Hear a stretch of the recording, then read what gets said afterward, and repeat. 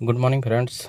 आज हम लोग रेटिकुलोसाइट के बारे में बात करने वाले हैं। मैं डॉक्टर एस के सूत्रकार, डिपार्टमेंट ऑफ पैथोलॉजी। चलिए शुरू करते हैं।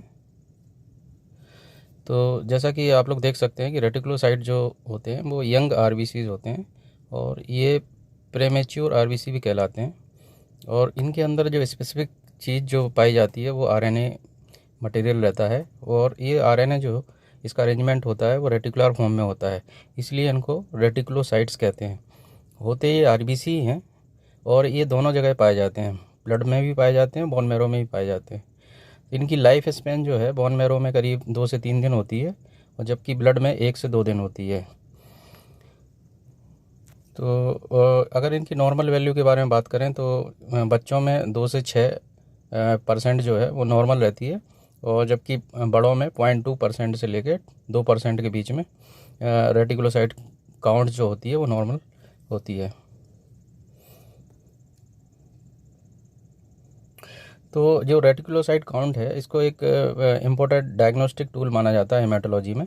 और जैसा कि हम जानते हैं कि अराउंड 1% जो सेल्स होते हैं पर डे वो डेली रिप्लेस होते हैं बोन मैरो के अंदर। तो नए नए सेल्स बनते हैं, पुराने सेल्स डेड होते हैं और इस तरह से रिप्लेसमेंट चलता रहता है। और तीसरा इम्पोर्टेंट है कि जो रेटिकुलोसाइट काउंट है ये इम्पोर्टेंट बेसिकली इसका जो इम्पोर्टेंस है वो बोन मैरो की फंक्शनिंग और नॉन फंक्शनिंग को देखने के लिए है। तो यह एक बहुत ही इम्पोर्टेंट टूल है जिससे अपन ये डिफ्रेंशिएट कर पाते हैं कि बोन मैरो फंक्शनल है या नॉन फंक्शनल है।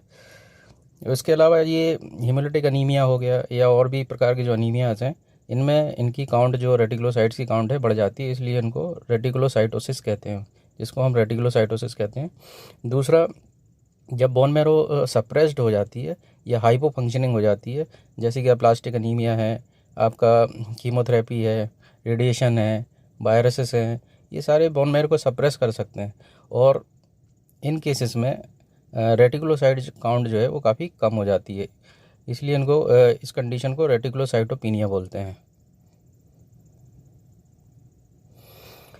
अगर हम इसके डेवलपमेंट के बारे में बात करें तो जो जैसा कि आप लोग देख सकते हैं कि जो रेटिकुलोसाइट का डेवलपमेंट है, सबसे पहले ये जो कॉलोनी फॉर्मिंग यूनिट होती है, जो प्रिकर्सर सेल्स होते हैं, तो मेगाकैरियोसाइट एथेरोइड प्रोजेनिटार सेल से प्रोनॉर्मोब्लास्ट बनते हैं और प्रोनॉर्मोब्लास्ट से अर्ली नॉर्मोब्लास्ट, फिर इंटरमीडिएट नॉर्मोब्लास्ट, फिर उसके बाद आपका लेट नॉर्मोब्लास्ट और उसके बाद जो प्रोसेस होता है वो न्यूक्लियर एक्सक्लूजन का होता है।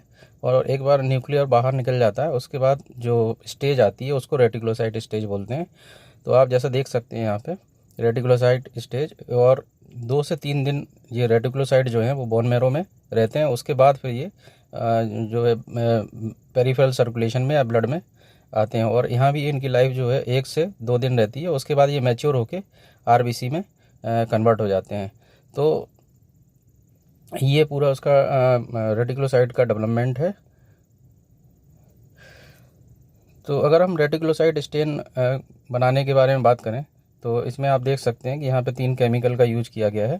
पहला जो केमिकल है उसमें 1 ग्राम न्यू मिथिलीन ब्लू लेते हैं और ये एक प्रकार की डाई है which stain the reticulofilamentous material, यानी जो रेटिकुलोसाइट के अंदर जो आरएनए है उसको स्टेन करती है और यही मेन कंपोनेंट है स्टेन का। इसके अलावा इसमें 3% सोडियम साइट्रेट को भी 20 ml लेते हैं और इसका मेन यूज जो है वो एंटीकोगुलेंट ग्रुप में किया जाता है। और तीसरा जो केमिकल है वो 80 ml 0.9% ऑफ सोडियम क्लोराइड लेते हैं और ये सोडियम क्लोराइड जो है वो बेसिकली दी जो सॉल्यूशन है उसको आइसोटोनिक बनाता है। तो ये 3 जो कंपोनेंट हैं मिथिलीन ब्लू स्टेन बनाने के लिए या रेटिकुलोसाइट स्टेन बनाने के लिए उपयोग किए जाते हैं। अगर हम प्रोसीजर की बात करें तो प्रोसीजर बहुत ही सिंपल है। यहाँ पे 4 ड्रॉप जो है वो मिथिलीन ब्लू के लेते हैं और इतने ही 4 ड्रॉप जो है वो पेशेंट्स के ब्लड सैंपल के लेते हैं और दोनों को मिक्स करके 15 से 20 मिनट उनको इंक्यूबेट करते हैं या रखते हैं रूम टेम्परेचर पे, जिससे कि वो आरबीसी में जो रेटिकुलर मटेरियल है या आरएनए है वो स्टेन को ले ले।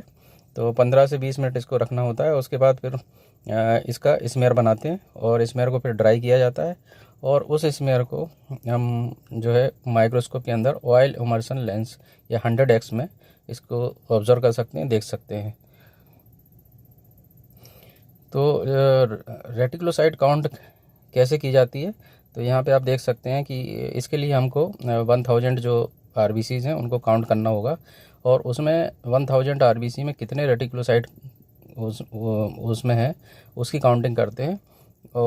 और जैसा कि आप लोग इधर देख सकते हैं इन स्लाइड्स में, स्मेयर में, कि सराउंडिंग में मैच्योर RBCs हैं, और बीच में आप देख सकते हैं जो एरो दिख रहे हैं, ये तीनों की तीनों जो हैं रेटिकुलोसाइट हैं। इनके अंदर आप रेटिकुलम लाइक जो फिलामेंटस स्ट्रक्चर है वो देख सकते हैं। ये बेसिकली RNA होता है। अगर हम रिजल्ट के बारे में बात करें तो रिजल्ट को इंटरप्रेट करने के लिए हम परसेंटेज ऑफ रेटिकुलोसाइट निकालने के लिए इसमें जो फार्मूला होता है वो number of reticulocyte in 1000 RBC into 100 divide by number of RBCs 1000 RBCs which is observed. तो इस तरह से हम जो उसकी जो रेटिकुलोसाइट काउंट है उसको निकाल सकते हैं। अगर हम एक एग्जाम्पल के तौर पे देखें तो सपोज़ 1000 RBC में अगर 25 रेटिकुलोसाइट हैं तो इसका जो कैलकुलेशन होगा वो 25 इंटू 100 डिवाइड बाई 1000। तो इस तरह से आप देख सकते हैं 2.5% जो है वो रेटिकुलोसाइट काउंट आई है। तो इस तरह से आप उसका रिजल्ट इंटरप्रेट कर सकते हैं या कैलकुलेट कर सकते हैं।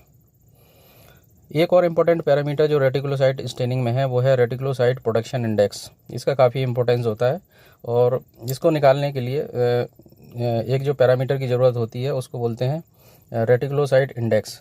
और रेटिकुलोसाइट इंडेक्स निकालने के लिए हम जो रेटिकुलोसाइट परसेंटेज है उसको मल्टीप्लाई करते हैं पेशेंट के हेमोटोक्रिट से, या जो PCV होता है उससे उसको मल्टीप्लाई किया जाता है और उसको डिवाइड करते हैं 0.45 से। इस तरह से हम जो रेटिकुलोसाइट इंडेक्स को ज्ञात कर सकते हैं। और जब हमको रेटिकुलोसाइट प्रोडक्शन इंडेक्स निकालना होता है तो ये जो रेटिकुलोसाइट इंडेक्स निकाला है हमने, इसी को हम मैचुरेशन टाइम से डिवाइड कर देते हैं। तो यहाँ पे जो आप देख रहे हैं कि मैचुरेशन टाइम बहुत ही इंपॉर्टेंट है। तो अगर आपका हेमाटोक्रिट या PCV 45 आ रहा है तो इसको हम 1 से डिवाइड करेंगे। अगर 35 के आसपास आ रहा है PCV तो हम इसको 1.5 से डिवाइड करेंगे रेटिकुलोसाइट परसेंट या रेटिकुलोसाइट इंडेक्स को। वो या अगर ये 25 आ रहा है तो 2 से इसको डिवाइड कर सकते हैं, या फिर PCV आपका 20 आ रहा है तो 2.5 से रेटिकुलोसाइट इंडेक्स को डिवाइड कर सकते हैं। और इसको बोलते हैं मैचुरेशन टाइम। तो मैचुरेशन टाइम से रेटिकुलोसाइट इंडेक्स को डिवाइड किया जाता है, जिससे कि हम रेटिकुलोसाइट प्रोडक्शन इंडेक्स की गणना कर सकते हैं। तो नॉर्मली आप देख सकते हैं कि जो रेटिकुलोसाइट प्रोडक्शन इंडेक्स है ये नॉर्मल पेशेंट्स में लगभग 1 होता है। जो नॉन एनीमिक पेशेंट होते हैं तो इनकी वैल्यू लगभग 1 आती है। और अगर 2 से रेटिकुलोसाइट इंडेक्स कम आता है तो इस सिचुएशन में हम कह सकते हैं कि जो बोन मैरो है वो हाइपो फंक्शनिंग है या हाइपो प्रोलिफरेटिव है, यानी वो बोन मैरो जो है वो सप्रेस हो गई है। और इसके कई कारण हो सकते हैं, जैसे प्लास्टिक एनीमिया मैंने बताया था। इसके अलावा ड्रग्स हो सकती हैं, केमिकल्स हो सकते हैं, वायरसेस हो सकते हैं।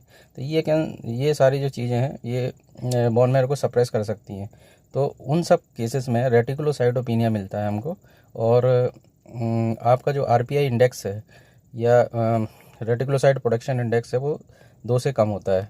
जबकि दूसरी तरफ आप देखें अगर RPI इंडेक्स 2 से ज़्यादा है तो इसको हाइपर प्रोलिफरेटिव बोन मैरो कहा जाता है। और ये मोस्टली जो एनीमियाज़ हैं, स्पेशली द हीमोलिटिक एनीमियाज़, उनमें ये इंडेक्स काफ़ी हाई रहता है। तो इस तरह से हम बोन मैरो का एक रफ़ आइडिया ले सकते हैं कि बोन मैरो हमारी फंक्शनल है या नॉन फंक्शनल है। तो इसके लिए रेटिकुलोसाइट काउंट का काफ़ी उपयोग है। तो ये वीडियो मैंने आप लोगों के लिए बनाया है और मुझे आशा है कि ये आप लोगों के लिए काफ़ी उपयोगी होगा। Thank you very much.